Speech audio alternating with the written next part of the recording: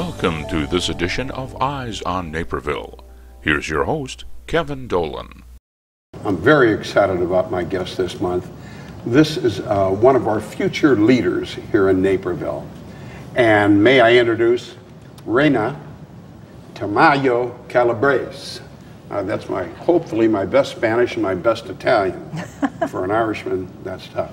But I'm very happy. She is our new, and I say our because she belongs to all of Naperville now, our new president and CEO of Naples Settlement, with some very interesting plans for the settlement, which we'll get into.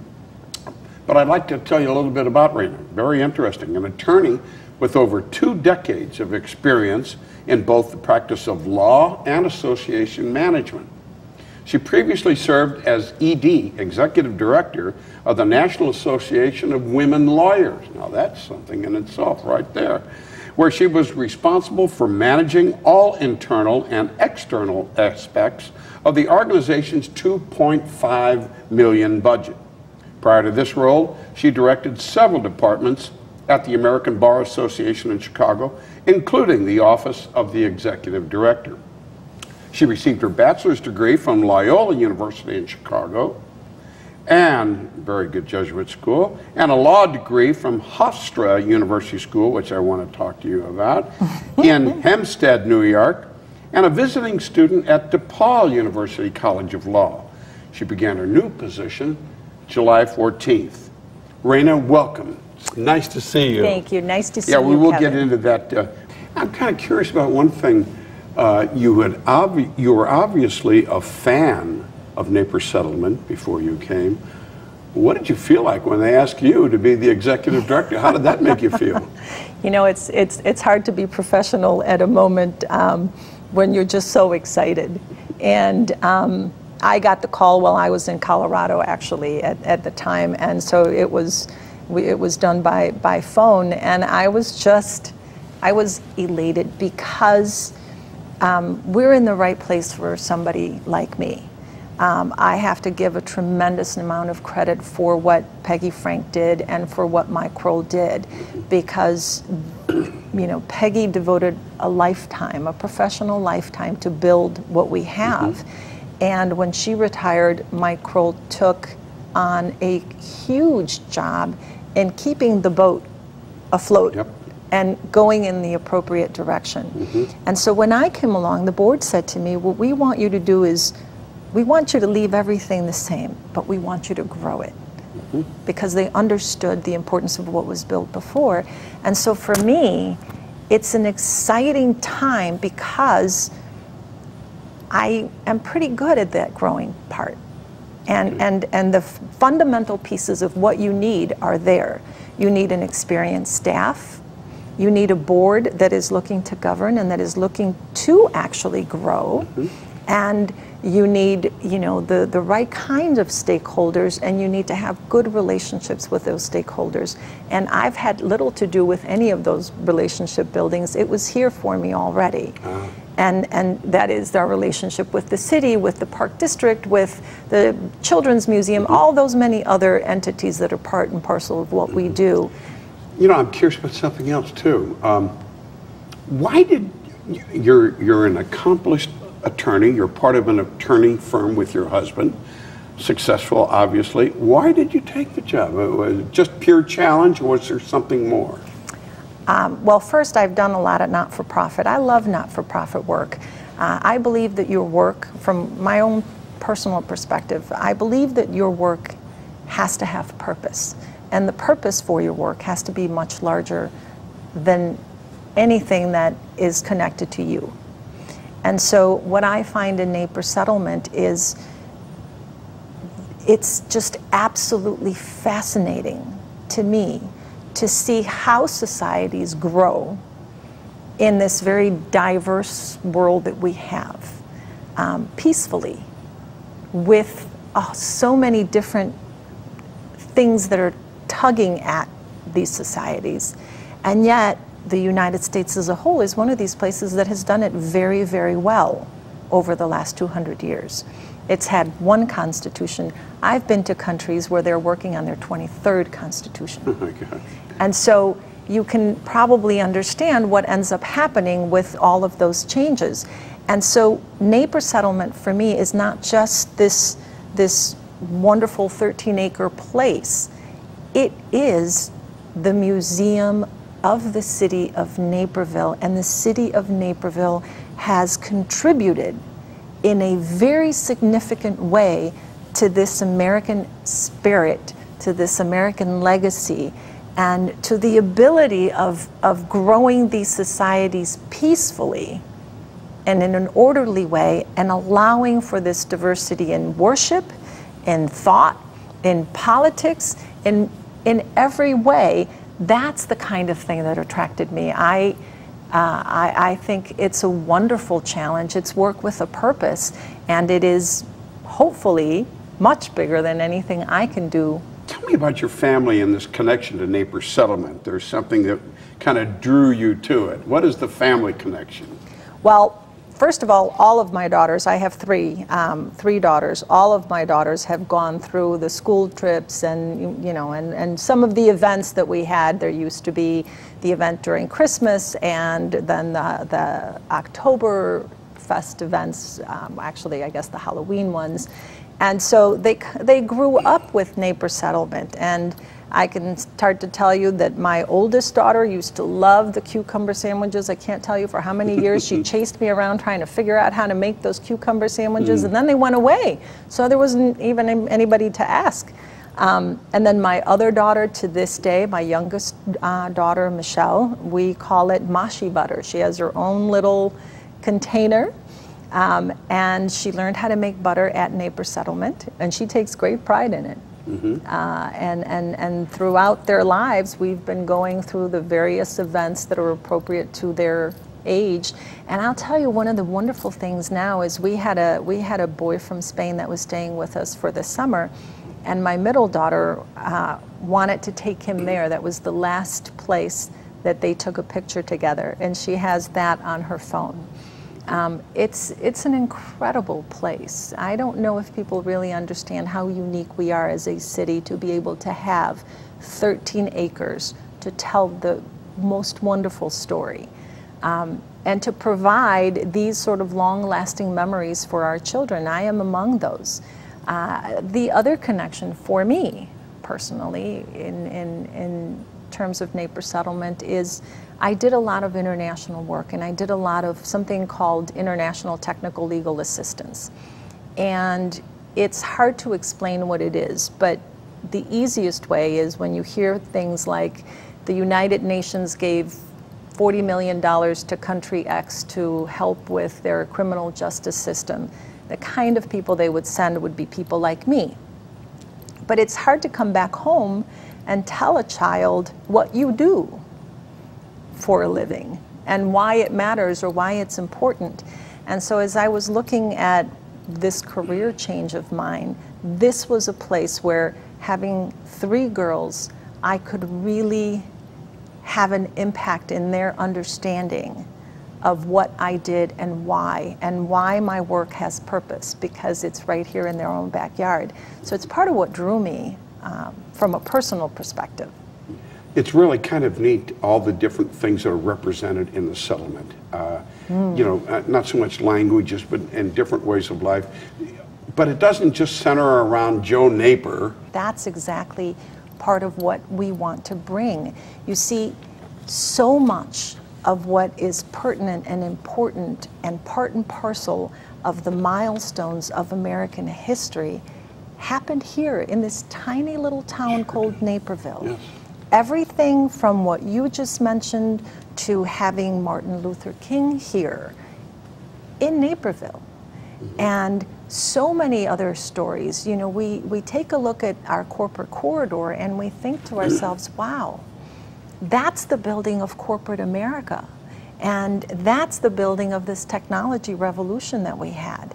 And part of it happened, an important part of it happened right here in this tiny little town called Naperville. And the same thing with Joseph Naper. He surveyed land in a lot of other places, but chose this place because it had the things that were important to him to develop that which he wanted to. And we see that the same way today. I mean, we'll get into more of this, I hope, this conversation, but that's where history lives. And this is what I want people, if there is no other message that I can deliver to folks, I want to deliver this message. We are not a museum in the sense that you dust off a few artifacts and you look at them and you go home. We are a living museum. It's where history really does come alive, and we'll get a little bit into what our vision is and how we want to tell this, because then you'll begin to see how history actually does come to life. Yeah, we sure will. I want to quote something that was in the Daily Herald. The task of telling the story of America through the lens of Naperville begins today for Reina Tamayo Calabrese. It's not just a great story about Naperville or how Naperville was settled or what Mr. Naper, Joe Naper, did. It's truly about what's at the heart of being an American. Coming in as an immigrant, getting an opportunity, building something, somebody else comes in and builds it bigger, and you just keep on going. You see this transition between this agricultural society into this farming community, into this suburb, and then into this very beautiful city that has a national impact and in a very positive way. Here's how this all kind of comes tied in what you were saying. We are truly telling the story of this American experience, or this American dream. And what we see from the storytellers is that there are American dreams upon American dreams, or American experiences upon American experiences, that each one builds on and is a contributory to those milestones in our history. And I can tell you, for example, you know, Mr. Naper himself, he was part of the pioneer movement, the westward movement, and we read about it in our books and we see it in our movies. But did you know it happened in this little town? When we talk about the late 1800s to the 1900s, we start to talk about urbanization and the building of cities. Well, we have a wonderful story. We have a tragedy that happens. Chicago burns down to the ground. And when it builds, and when it wants to rebuild, what do? They come to this little town and pull limestone to rebuild Chicago. That's a big story. It's a big story, but not a lot of people know that story. Well, it's a wonderful story. And it's not just about the fact that it helped to build one of the greatest major cities in the world, but the other part is that it changed the way that we build buildings and how we build cities. And we were a part of that story. And when you look a little bit, you know, further and you go into the Industrial Revolution, well, now you look at our farming communities. And the same people that were building the engines for the automobiles are building them for the tractors. And now we don't farm land that's this wide or this big. We can do land that's this wide and this big. Why? Because of the Industrial Revolution. And that affected the way that we feed America and our ability to prosper, because we were able to feed our people. We were part of that story. And like this, I can give you so many more examples. You know, part of the milestones for the 20th century was human rights. It was one of the major things. The League of Nations, the United Nations came to play, and we started looking at really the rights that we have because we are human. And you have 1947, Mr. Gandhi starts to talk about this in India. And then you have a very important component of that. You have Dr. Martin Luther King picks it up here in the United States. And guess what? He comes to this sleepy little town here in Naperville. Maybe he wasn't welcome, but you know, there was somebody here that thought it was important enough for him to come and to be here. That's a big story. We're part of that civil rights movement. And why ought we not to tell that important story through the lens of what we experienced as a city, as a settlement? And you can go all the way up through the technology revolution with the same sort of examples. And you tie them back. Because when you look at Joseph Napier. When he came, Captain Napier came and saw a river and said, I need that river for my mill. And he saw the clearing and the landing and said, this is a great place to put my mill. And he saw the forest and the trees and he said, this is the great place where I can actually, you know, get the wood to build the settlement with. Well, in that very same way, when you have Tell Labs or Bell Labs or one of those first folks that came to our corporate corridor, it wasn't the river anymore, but it was I-88. Yeah. I-88 was their river. And the ability to connect to the airport the way that they could now was an important part. And then there was another important component. Now they're looking at how they're going to build their business and they look around and they see a city that is highly educated, where education is important. So they know that they have the ability to draw from a very educated work pool. That makes it attractive to them. And this, ladies and gentlemen, is how corporate America is built and how the technology revolution just begins to move forward, and it keeps moving forward right up to now, the 21st century. And we were a part of that story. Yeah, I'm anxious to see how you're going to tell all these stories because there is quite a bit to tell. Raina has graciously invited us on site here on the settlement grounds to see Playscape and to learn more. Tell us about Playscape. Playscape is really a dream come true for so many people, certainly for John and Rita Harvard, who were kind enough to give us the lead gift, and for our board and our staff, and most importantly for the children and the parents of Naperville.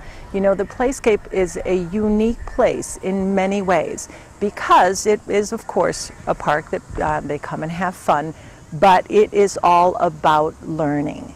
And I'll give you a few examples in a while, but it's truly the coming true of a dream of so many. And it is also part of what represents Napier Settlement as we move forward into this bigger vision of really living history. And that's what we're doing when we're here at the Playscape. Because, for example, if you look around, we have our Plank Road here, which is very much a part of what Naperville was and continues to be. We have the trading post a little bit farther away. And that trading post essentially is the kind of trading post, and it looks very much like the trading post that Joseph Napier used and had when he actually lived here. And if you look a little bit further, you'll see all the tracks on the cement. That's all the different kinds of animals that were native to this land. And so when the children are here, and of course we have our wagon down there, so as the children are playing, their minds begin to inquire about what these tracks are and why are they here. And we have the vegetables and the beads and all the things that they used to trade. So it's actually playing with a purpose. And when we say we want you to play with history, this is one great example of how we do that. That's right.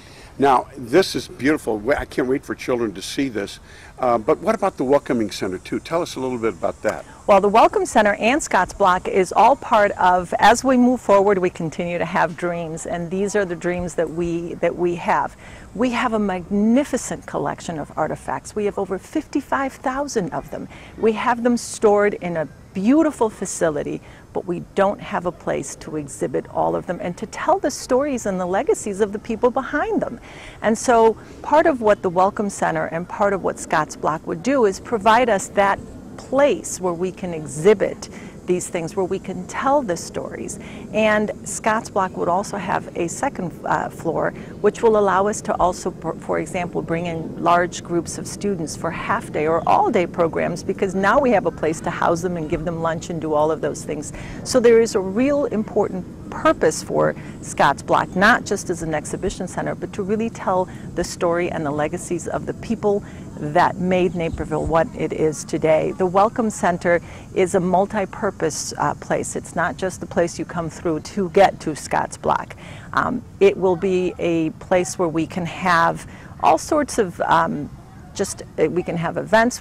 Part of the legacies will be also exhibited there. So it's a magnificent kind of gateway into the story of Naperville. Well, the good news for the community, Playscape is here now. We're right in the middle of it, and it's beautiful. Absolutely, and we can tell you that we have had maybe 50 strollers out there, and we are the only splash pad in Naperville. So come join us, have a lot of fun. We love to see you here, and we hope that you stay.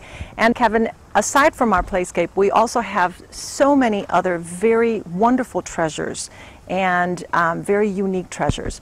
One of them, for example, is the first piece of firefighting equipment that Naperville purchased back in 1874. It purchased this equipment 2 years after the Chicago fire, and it was a very large investment for the city. I believe the cost was something over $1,000, and back then you can only imagine how much money that represented. But Naperville has always been a forward-thinking town. It wanted to be prepared, and if it happened in Chicago, it could very well happen here. And we have that very piece of equipment operational, and it actually works. We bring it out and we show it off a few times during the summer, and we would love for folks to come and see it and see how ingenious people were when we didn't have engines and machines, because it's a beautiful piece. So come join us, have a lot of fun. We love to see you here, and we hope that you stay. And as you bring your young children, we hope that you return time and time again as your children grow, because we have activities from them from the time that they are 1 until the time that they are 18. Raina, thank you for inviting us on the grounds, so to speak. You. And I can't wait to bring my grandchildren here, of course. Wonderful. And look forward to it. Thank you very much. Thank you, Kevin. Always a pleasure. I think it's also interesting about the connection and the infusion that you're going to add information on farming and about the important role that Naperville played. That's really, really kind of neat. I understand you had a nice grant from some materials and so on, some plows and different things from, we from did. Where did that come from? From the Wheatland Plowing Match Association. Ah, okay. And one of the things, as they are coming to a closure, they wanted to make sure that their legacy stays alive and that it's part and parcel of who we are today. And so we are still in the beginning stages, to be frank, of figuring out how we're going to tell that story. And that story has a lot of different components to it. Like I said, it is certainly part of the Industrial Revolution and part of the Transportation Revolution, but it is also part of what built Naperville. And so we have to figure out how all of that becomes relevant to our children today and to our families today. Part of it, you know, part of what you want to do is you want folks to know where your food comes from. But I'll tell you another one that we're looking and figuring out if we can. There's a very important business aspect to farming. Great if you have a wonderful harvest, but what happens if you don't? How do you plan from a business perspective for your next season? And how do you put together your reserves, and what kind of a plan do you build? And you know, these are things that it's not just important for farmers. That's important for, say, business planners or for college students taking business courses. So there's a lot of different stories around one event, and what we're hoping to do is to be able to categorize those stories and be able to expand on those stories to tell all of the story. Well, and that's important, and that's farming. We talked about Civil War, but there's other things. I know you have a very neat view of the future of the cement, and I think we're very fortunate in having you. We are looking at ways to have traveling exhibits to our libraries, and we've begun some of those programs. The 95th Library will have one, and certainly the Nichols Library has another one. But even in our downtown areas, looking for places where we can tell those stories. How fun would it be for you to be sitting down at restaurant X and for you to know that that was a car dealership before? Yeah, right. No, or that it was a gas station, or that your table used to be the where the pump was, Yep. and what was the story around all of that. That's the story of life. There's so much more to it. So we also want it to be a gateway inward into our 13 acres, but a gateway outward into what is all of what Naperville as a city is, and to be able to provide very interactive components and teaching tools that will help you connect with what's outside. Yeah, and some of those teaching tools I think about indirectly, the blacksmith shop, I just love it, and the mansion, and with people in their period dress, and playing with a hoop, I think they call it, and all the period dress and kids dressed that way and so on. It just takes you back, and that's so neat. It takes you back, and yet we're talking about a vision for the future, and I know you have a great one. It's just going to be absolutely gorgeous. Raina, thank you so much. Thank you. I appreciate it. Thank you, Kevin. This has been such a pleasure, and I could do this for another hour with my guests. This has been a wonderful opportunity for you to look into the future of Naper Settlement, and right here is the lady that will make it happen. We'll see you next month. Thank you.